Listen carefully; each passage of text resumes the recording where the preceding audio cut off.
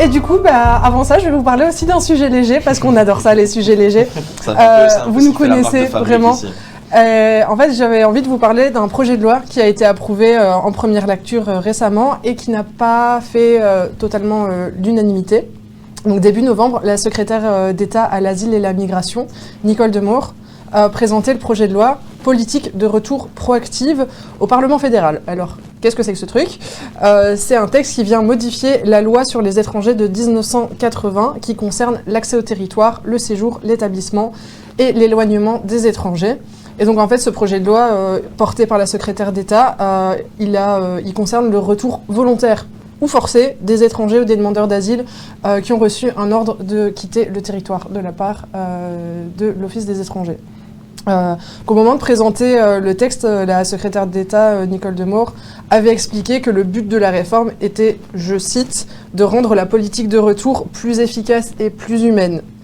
Et donc mercredi dernier, donc, je disais, il a été approuvé en commission de l'intérieur, donc c'est la commission parlementaire qui est compétente pour ce sujet-là, en première lecture. Et donc, qu'est-ce qui se trouve exactement dans ce projet de loi ? Il y a quelques éléments qui font un peu plus consensus. Je vais commencer par ça, je ne vais pas tous les citer, ce serait un petit peu long, un petit peu... j'ai pas très envie de vous endormir dès le début de l'émission. Donc on retrouve déjà l'obligation de coopérer. Donc en gros, les étrangers qui n'ont plus de séjour légal en Belgique seraient obligés de coopérer à leur retour. Donc ce serait par rapport à l'identification, par exemple, ils seraient obligés de fournir une copie du passeport, de se rendre à l'ambassade, ce genre de choses, et aussi un examen médical avant le voyage. Et ça, on y reviendra après. Et c'est là que le bas blesse. C'est là que le bas blesse. Le côté humain de la loi qui est un peu... Et ensuite, il y a aussi la création d'un département ICAM au sein de l'Office des étrangers, donc ça veut dire Individual Case Management, c'est cadeau pour l'accent. Ça, c'est pour renforcer la coopération et l'accompagnement des personnes tout au long de la procédure de retour. Ensuite, il y a aussi le fait que la loi belge spécifie qu'il n'y a pas possibilité de peine de prison à imposer à des étrangers en séjour irrégulier. Et ça, en fait, c'était dans la loi de 1980. Donc, en fait, il y a un problème. Donc, ça doit être retiré. Donc, ça va être retiré ici si le projet de loi passe. Et finalement, il y a aussi l'interdiction de détention de mineurs ou l'enfermement des familles dans les centres fermés, donc ce qui est un point qui est plutôt salué par la gauche, surtout par Écolo, PS, etc. Mais ils ont créé justement. Pardon ? Ils ont créé justement des centres fermés. Oui, mais on ne peut pas enfermer les familles. En fait, il y aurait, si on rentre dans le détail, il y aurait en fait d'autres formes de détention, entre guillemets. Ouais. Mais ça, on ne va pas s'attarder sur ce sujet-là en particulier. Et en fait, si je parle de ce projet de loi, vous l'avez compris, c'est qu'il y a certaines mesures qui suscitent quand même un certain malaise chez une partie de la classe politique, mais aussi de la société civile, encore plus des acteurs de la société civile. Je t'interromps juste vite fait pour dire bonjour aux gens dans le chat. On a bonjour. Sylvie qui ont débarqué, de viewers fidèles de notre émission. Ouais, ça fait plaisir de vous voir. Tous en cœur. Magnifique, incroyable. Un grand moment. Et donc, il y a une mesure en particulier du projet de loi qui cristallise les tensions. C'est que le texte prévoit, attention, tenez-vous bien, la possibilité de contraindre un demandeur d'asile en voie d'expulsion à subir un examen médical. Et le texte précise qu'on pourrait faire usage de la contrainte physique, et c'est écrit dans le texte, de clés de bras, de menottes aux poignets et ou aux pieds. Mais au niveau des droits humains, ça pose quand même question. Oui, totalement. C'est ça le problème. Et donc, en fait, cet examen, il serait obligatoire, sans qu'il soit nécessaire à la santé du patient.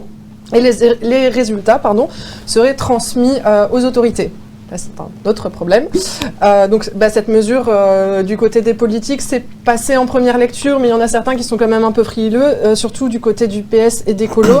Par exemple, le député fédéral Simon Moutquin, donc Écolo, il n'exclut pas de faire des recours à la Cour constitutionnelle sur ce point.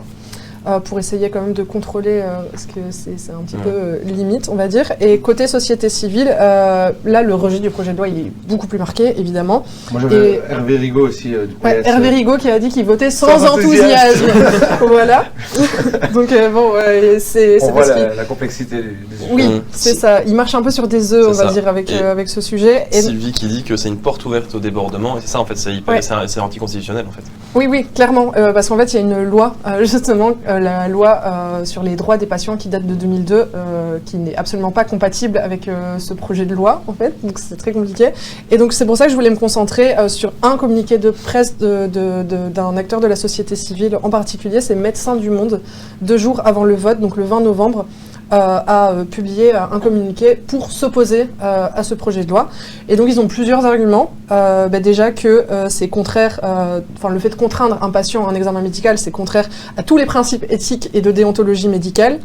Et que donc selon la loi sur les droits des patients, tout patient est libre d'accepter ou de refuser un examen médical. Et donc on ne peut pas réaliser un examen médical sans le consentement, sauf dans les cas exceptionnels, un accident, vous arrivez à l'hôpital, on n'est pas en mesure de vous demander votre consentement, mais là c'est un cas particulier. Là, dans le cas, une méfiance aussi des systèmes de santé. Oui, exactement. C'est le deuxième argument, c'est que ça induit de la méfiance auprès du personnel soignant et que donc ces personnes-là auraient un moins bon accès aux soins de santé du fait de la méfiance que ça pourrait générer. Il y a aussi le fait que user de la contrainte physique, ça c'est le troisième argument, ça risque... en fait, pour eux, c'est inefficace, ça risque en plus d'entraîner des séquelles psychologiques et physiques. Et finalement, en fait, les données médicales d'un patient, elles sont confidentielles. C'est écrit dans la loi belge, et donc on ne peut pas communiquer donc, aux autorités du pays de retour des informations médicales sans le consentement du patient. Donc c'est vraiment très problématique. Alors, pour Médecins du Monde, on est d'accord, eux, ils considèrent que cette mesure, c'est vraiment une fausse bonne idée et que c'est très loin de la soi-disant, pour eux, politique humaine prônée, expliquée par Nicole Demore au moment de la présentation du projet début novembre. Et donc là, ça me semblait aussi important d'en parler aujourd'hui parce que l'actualité était très dense ces derniers temps. Si lourde. Oui, et donc c'est un peu passé sous les radars. Il n'y a pas eu énormément de traitement médiatique de ce sujet. Mais c'est pas encore fini parce que là, donc, ça a été voté en commission. Et donc pour que la loi puisse être inscrite au Moniteur belge, ça doit maintenant passer en séance plénière avec l'entièreté des députés qui vont revoir le texte. Il y a des vraies chances que ça passe à l'heure actuelle ? Pour l'instant... En l'état, je pense pas, mais... Non, il va y avoir des modifications parce qu'il y a aussi le CIRE, etc., qui a des critiques à adresser aussi par rapport aux conditions de détention.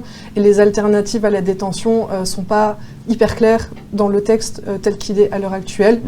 Et pour eux, donc, le texte comme il est à l'heure actuelle va entraîner plus de détention administrative, alors que justement c'est l'inverse que la société civile essaye d'obtenir.